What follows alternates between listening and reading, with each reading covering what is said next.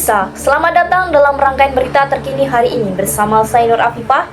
Kita akan menyimak berbagai informasi penting dari dalam dan luar negeri, mulai dari bencana alam yang melanda beberapa wilayah Indonesia, hingga perkembangan isu nasional dan internasional. Berikut laporan selengkapnya. Berita pertama, banjir kembali melanda sejumlah wilayah di Provinsi Aceh setelah hujan deras mengguyur sejak 2 hari terakhir. Beberapa kabupaten seperti Aceh Utara, Tamiang, dan Aceh Timur terendam dengan ketinggian air mencapai 1 hingga 1,5 meter.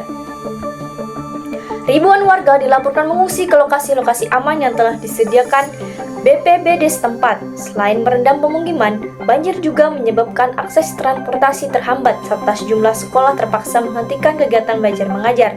Tim gabungan terus melakukan evakuasi dan pendistribusian bantuan. Berita selanjutnya datang dari Sumatera Barat. Hujan dengan intensitas tinggi menyebabkan tanah longsor di Kabupaten Agam dan Kota Padang Panjang. Material tanah menutupi badan jalan, membuat arus lalu lintas terputus untuk sementara. Petugas gabungan telah dikerahkan untuk melakukan pembersihan dan memastikan keamanan area. Hingga saat ini dilaporkan beberapa rumah mengalami rusak berat dan sejumlah warga mengalami luka-luka akibat tertimbun material longsor. Pemerintah daerah mengimbau masyarakat yang tinggal di lereng bukit untuk tetap waspada. Dari Sumatera Utara, tanah longsor juga terjadi di daerah Karo dan Dairi. Longsor dipicu oleh curah hujan tinggi selama sepekan terakhir. Insiden ini menyebabkan akses menuju kawasan wisata di Kabupaten Taro terputus dan beberapa kendaraan sempat tertahan berjam-jam. Tim SAR masih melakukan pencarian terhadap warga yang dilaporkan hilang. Pemerintah setempat menetapkan status siaga darurat dan memperingatkan warga untuk menghindari wilayah-wilayah rawan longsor dalam beberapa hari terakhir.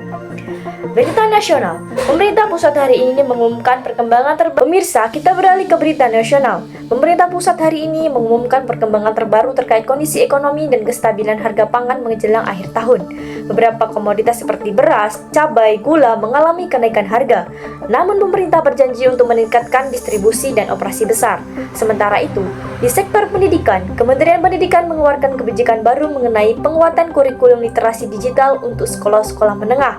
Kebijakan ini diharapkan dapat meningkatkan kemampuan siswa dalam menghadapi tantangan teknologi yang terus berkembang. Dari mancanegara, dunia internasional telah menyoroti perkembangan situasi kemanusiaan di sejumlah kawasan konflik.